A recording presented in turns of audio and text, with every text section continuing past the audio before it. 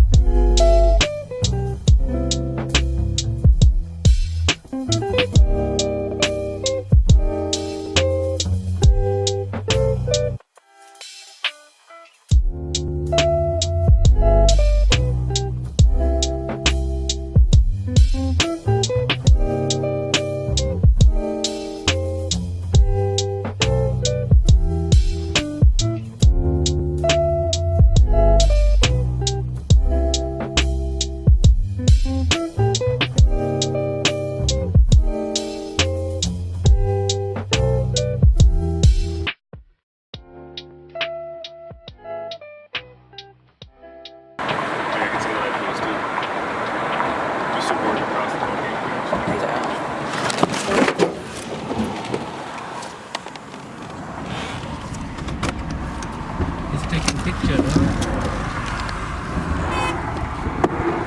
You are okay? Door.